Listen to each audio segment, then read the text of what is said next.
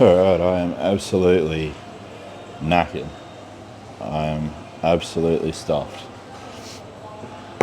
So it's Friday night. It was the final antibiotic infusion today, so the final IV drip of antibiotics. Tomorrow I've got my follow-up appointment in the morning at about 10:30, I believe. I have to check the slip at home, the appointment slip, but I'm pretty sure it's 10:30. And yeah, I mean, I feel absolutely wrecked. Energy just kind of died in the arse the moment I got home. I've done, about 15,000 steps today, so that's probably something to factor into the reason why I'm so fatigued. Like a full week of training up until this point, 3 days worth of antibiotic infusions, and then 15,000 steps on average the last few days just because of the commuting to and from the hospital. Instead of getting a cab from the monorail or the SkyTrain, I should say, to the actual hospital, I've been walking, and that just saves a little bit of money. Because in peak hour, the fees get pretty high for the cabs and whatnot. So yeah, gonna get chest, shoulders, and triceps tonight. So push session, starting with shoulders though, then into triceps, then into chest. I was meant to be doing calves, but I did calves yesterday and they're still feeling pretty sore.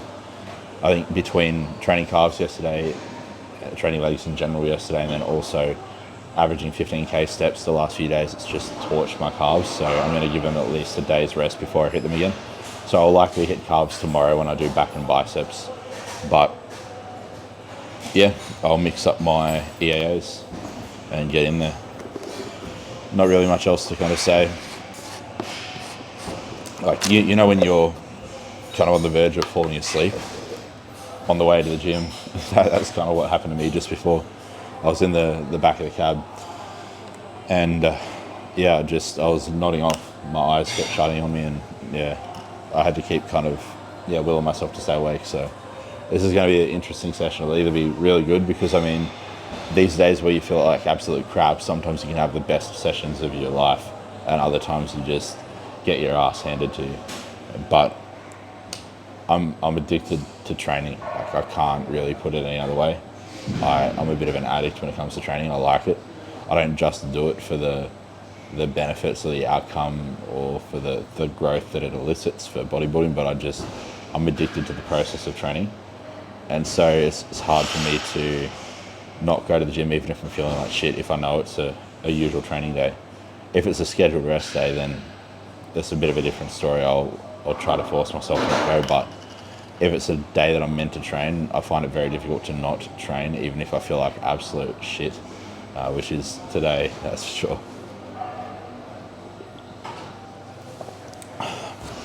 And I wasn't always like this. Like, I used to be one of the laziest little fucks when I was a kid. Like, when I was younger, I used to be so damn lazy, it wasn't funny. My parents struggled to get me to do almost anything. It was pretty bad. But at some point I just kind of grew up. I think doing military cadets for a while helped, because it kind of just taught me to pull my finger out and, I suppose, carry my own weight.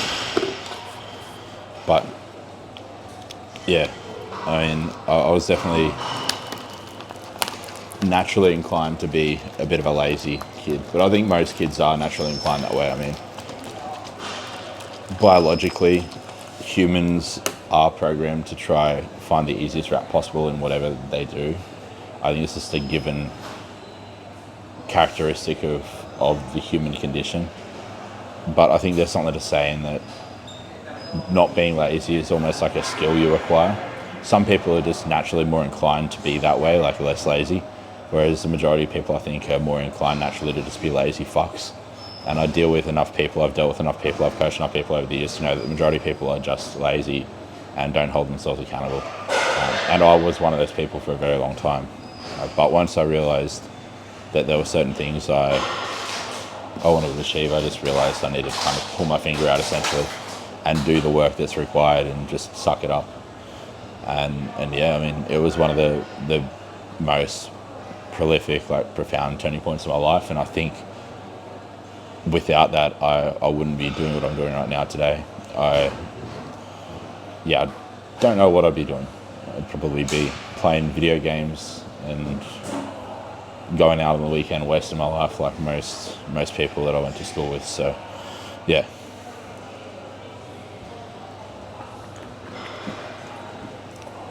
But in saying that, if that's what you enjoy doing, have at it. But don't complain if you're still in the same place that you're in right now, 10 years down the track, because that'll be purely self-inflicted if that's the case. Like, if there's one thing that I have learnt over the last few years is where you're at in life is a combination of the decisions you decided to make, the decisions you consciously or unconsciously chose to make. Nonetheless, whether you consciously made them or not, you made the decisions. And you have to live with that and sleep with that and understand that if you want a different outcome, or if you want a different life, quality of life, then that's going to require a different formula, a different set of decisions made to lead you to a new place in life. You're not just going to get somewhere where you want to be just through fucking positive thinking. As amazing as that will be, like, positive thinking and manifestation will only take things so far. That might help spark a little bit of, I suppose, ignition to do something, but you've still got to actually do the fucking work. I'm just rambling now at this point. I don't even know what I'm saying makes sense. I blame it on the IVs. But I'm going to wrap this video up here, guys, and I'll see you guys in the gym. Okay.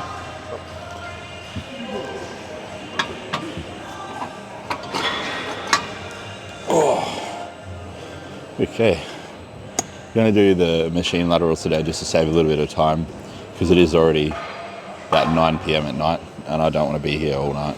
Gym closes at 11, but I don't want to be the last guy out tonight. So spam 4 sets of this, then it'll be on to triceps, starting with the overheads and then doing the press downs after that. And into the chest movements essentially. In terms of working weight, I'm going to go 150 pounds. So 150 pounds for 4 sets, between like 12 and 20 reps. And I'll basically just go until I can't really do any more. Still like just on the cusp of failure, not going too failure, but I will rep match the following set. So the first set I'll just use as like a rep setter, and then after that I'll try and match the reps, whether that be through rest pausing or not.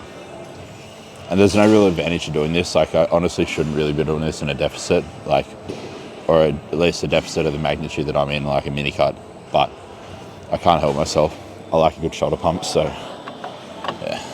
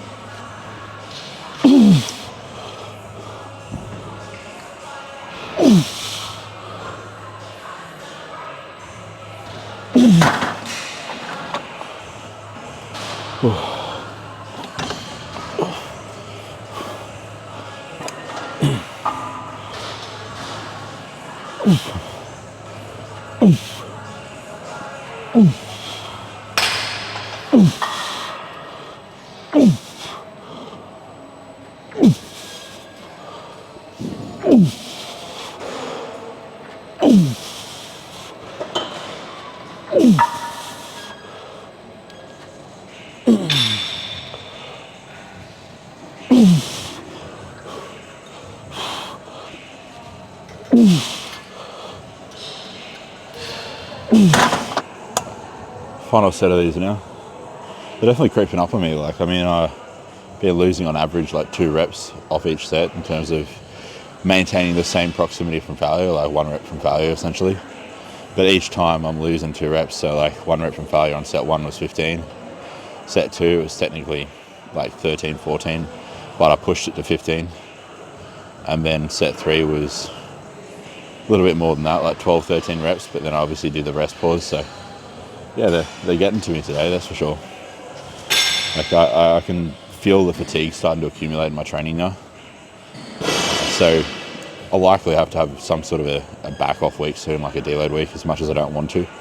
It might be necessary. And I mean, at the end of the day, if you don't deload, your body deloads for you. So you kind of lose either way.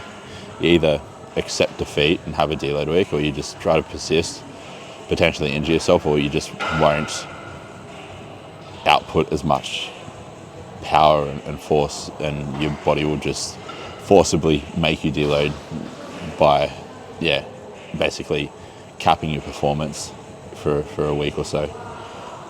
But yeah, you're better off just giving your body that extra bit of rest when it needs it, honestly. That's my opinion. But do you need to proactively deload like every 5 weeks? Hell no, I don't think so. I think that's unnecessary. I think reactive deloading is the way to go.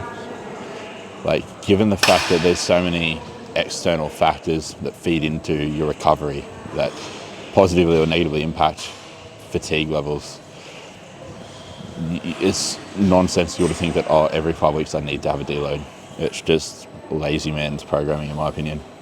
Like, somebody who isn't lazy will be assessing biomarkers, like metrics, and getting that biofeedback over time to determine when a deload is necessary.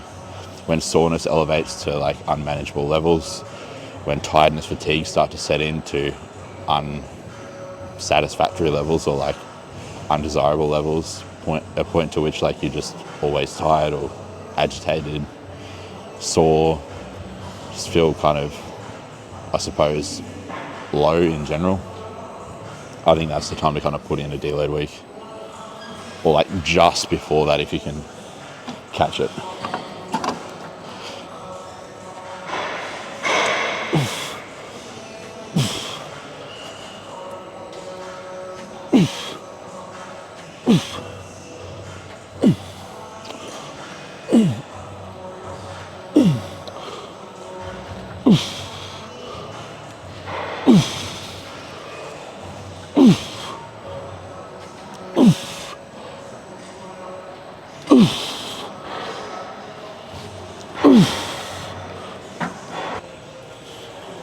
Alright, so in an attempt to save a little bit of time, I'm going to actually do something which I don't normally recommend doing, that is supersetting 2 exercises for a single body part, like for the same body part.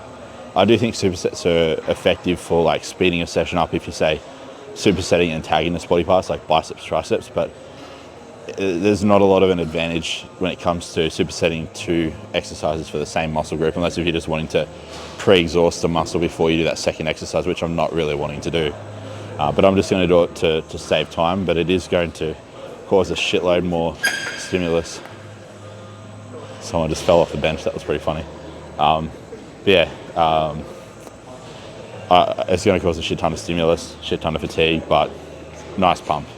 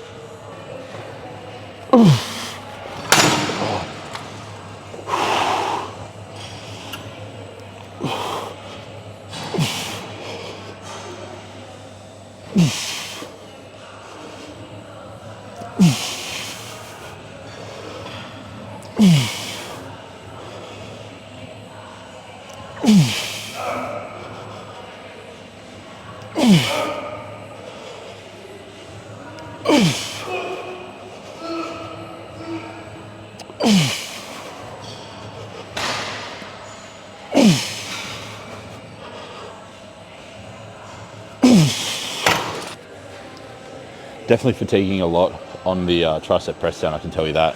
A lot more than I usually would. Like normally I do 12 plates and I'll do that for anywhere from 12 to 15 reps.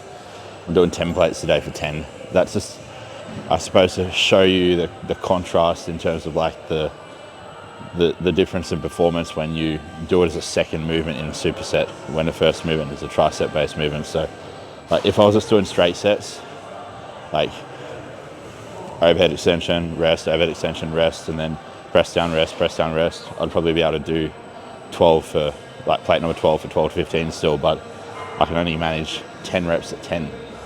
So yeah.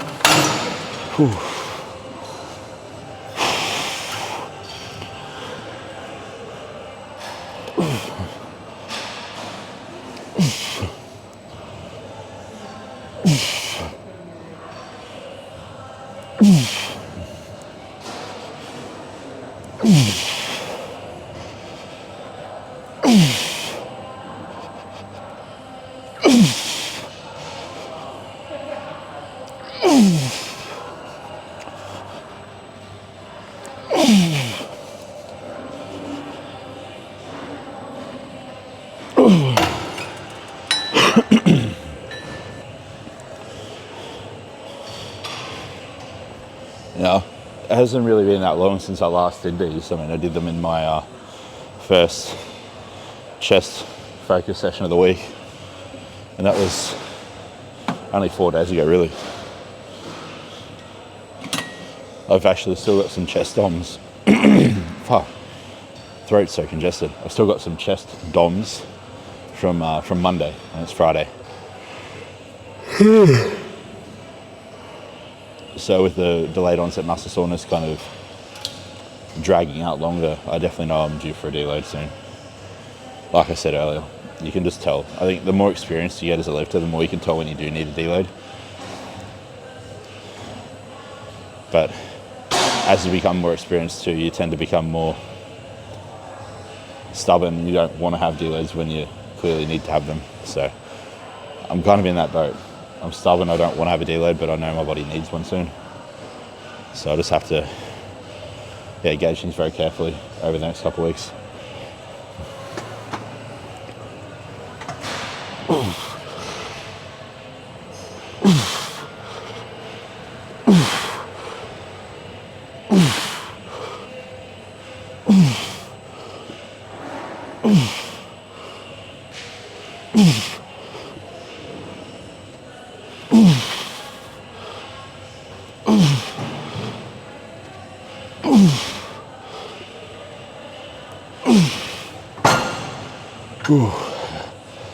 Chest DOMs are actually really bad. I'm going to just drop the weight back today, make note of it, and I'll record that so I'm aware. But yeah, I'm going to probably drop it back at least 50 pound because that was 10 reps. On Monday I did like, it was 3 or 4 sets of 15 with a full stack, and I can only manage 10 today. My chest feels really tender. I don't want to hurt it. Like, I've torn my chest a handful of times in the past, and it's not fun. You want to try to avoid it at all costs. So better safe than sorry. I'll back the weight down quite substantially and just go through the movement, get some blood flow in there, and then consider having a deload next week. Even though I didn't really get as many reps as I was hoping to get on that first set, I'm still going to count it as my first working set. There we go. 1, 2.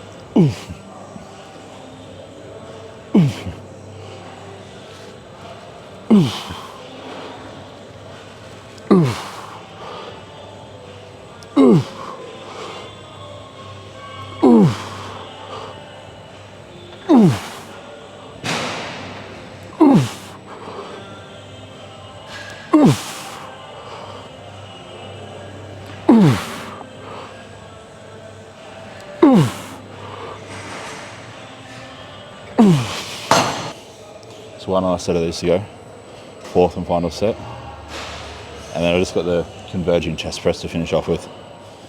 Then that'll be it for the session. Nice, quick, efficient, especially as soon as I did that superset with the tricep work. That just shaved a good 5-10 minutes off my session, which is awesome.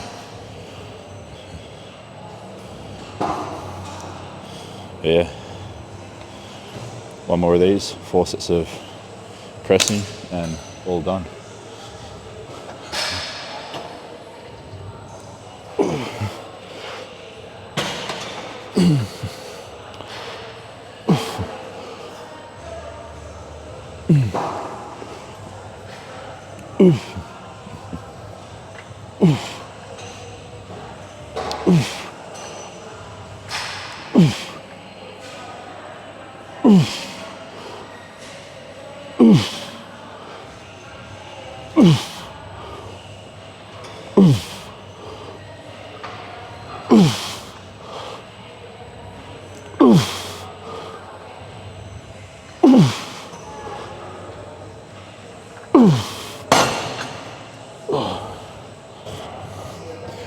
Now, if this was at the start of my session, I would be doing like 3 or 4 plates aside, but because it's at the very end of my session.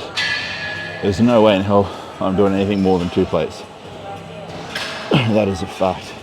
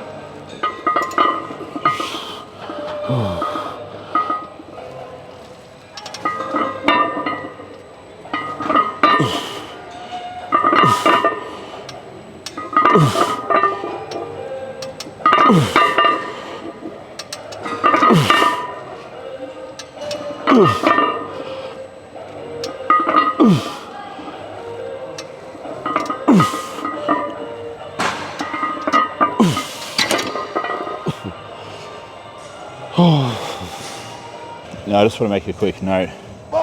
The level of effort I'm training with at the minute is not what I would consider hard training, and it's not what I would recommend to my clients. The only reason I'm doing this is purely intentional because I feel beat up. My body's still quite sore from the start of the week, and I most likely do need a deload week, so I'm just being cautious, leaving quite a bit in the tank. I'm stopping probably at least 5 reps from failure technically, but I'm feeling it mostly in the junction between my shoulder and my pec, kind of where the pec attaches. So because I have had micro, or I should say minor tears in the chest in the past in that location, I don't want to compromise my ability to train hard over the coming weeks and basically injure myself. So I'm being extra cautious today, leaving a lot in the tank, just getting some blood flow in the area. And if I'm still feeling beaten up come the beginning of next week, I have a deload.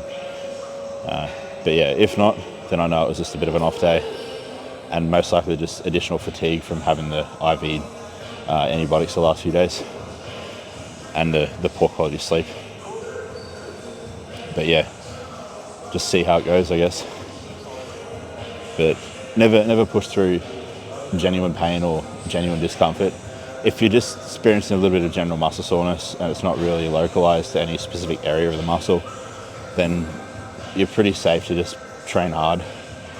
But if you're, say, doing an exercise and it almost feels like you're doing the exercise with your tendons more than the actual muscle, then you probably should take it a little bit easy or have an actual deload week.